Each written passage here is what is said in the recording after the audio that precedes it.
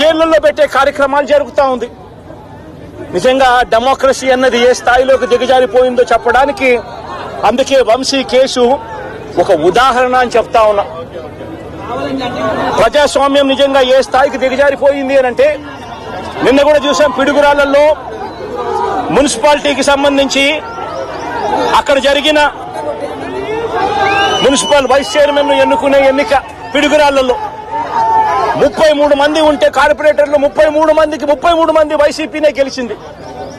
మరి Telugu Desam party corporator కనీసం ఒక్కడు కూడా లేకపోతే తెలుగుదేశం పార్టీ ఏకంగా పిడుగురాళ్ల వైస్ ప్రెసిడెన్సీ సీటు ఒక్క సభ్యుడు కూడా లేని ఆ సీటును వీళ్ళు సిగ్గు లేకుండా మేమే గెలుచుకున్నాము అని చెప్పుకుంటా ఉన్నారు అని అంటే నిజంగా పోలీసులు అనే వాళ్ళు చంద్రబాబు నాయుడు గారి హయాంలో ఏ స్థాయికి దిగజారిపోయి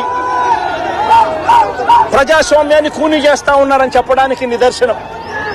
తిరుపతిలో 49 సీట్లకు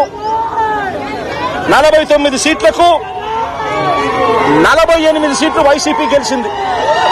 తెలుగుదేశం పార్టీ గెలిచింది కేవలం ఒకే ఒక్క స్థానం.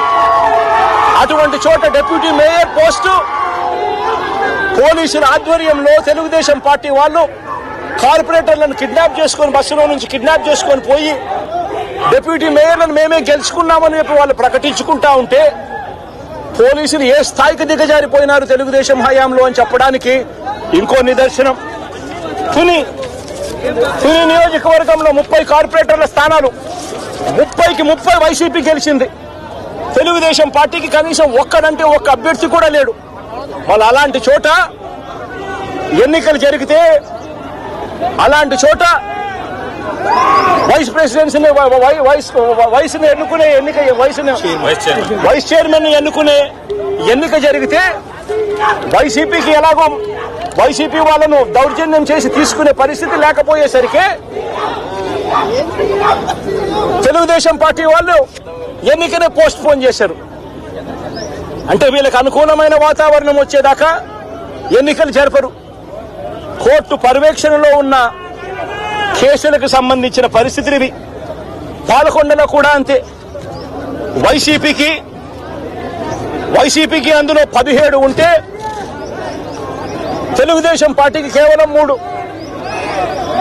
మళ్ళీ అక్కడ వైస్ ప్రెసిడెన్సీ అన్నది వైసీపీకి రావాలనా తెలుగుదేశం పార్టీకి రావాలనా? కానీ వీళ్ళకి అనుకూలత వచ్చేదాకా పోస్ట్ పోన్మెంట్లు. ఇలా ప్రతి సందర్భంలోనూ కూడా డెమోక్రసీని కూనీ చేస్తా ఉన్నారు. పోలీసులను వీళ్ళు ఇష్టానుసారంగా వాడుకుంటా ఉన్నారు. నేను ఇవాళ ఒకటే చెప్తా ఉన్నా, ప్రతి పోలీసు వ్యక్తికి కూడా చెప్తా ఉన్నా, మీ టోపీ మీద ఉన్న 3 సింహాలకు కనిపించే ఆ సింహాలకు సెల్యూట్ కొట్టడం మొదలుపెట్టండి. తెలుగుదేశం పార్టీ నాయకులకు సెల్యూట్ కొట్టడం మొదలుపెట్టి వీళ్ళు చెప్పినట్టుగా చేయడం మొదలుపెట్టి అన్యాయాలు చేయడం మొదలు పెడితే మాత్రం ఎల్లకాలము తెలుగుదేశం పార్టీ ప్రభుత్వమే ఉండదు అని చెప్పి ఇవాళ ప్రతి అధికారికి కూడా నేను తెలియజేస్తా ఉన్నా. రేపొద్దున మళ్ళీ మా అధికారం వస్తుంది. వచ్చినప్పుడు అన్యాయం చేసిన వీళ్ళందరినీ, వీళ్ళ అధికారులందరినీ, అన్యాయం చేసిన ఈ నాయకులందరినీ కూడా బట్టలు కూడా తీసి నిలబెడతామని చెప్పి కూడా ఈ సందర్భంగా తెలియజేస్తా ఉన్నాను. ఎవరిని వదిలిపెట్టేది ఉండదు. ఇదే వంశీని అరెస్ట్ చేసేటప్పుడు సిఐ అన్నాడట, నేను 1.5 సంవత్సరంలో రిటైర్ అయిపోతాను అని చెప్పి.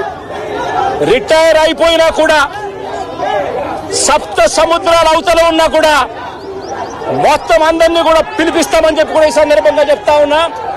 చట్టం ముందు నిలబడేట్టుగా చేస్తాం, బట్టలు ఊడదీస్తాం, న్యాయం జరిగేట్టుగా చేస్తాం అని ప్రతి ఒక్కరికి కూడా తెలియజేస్తా ఉన్నాం.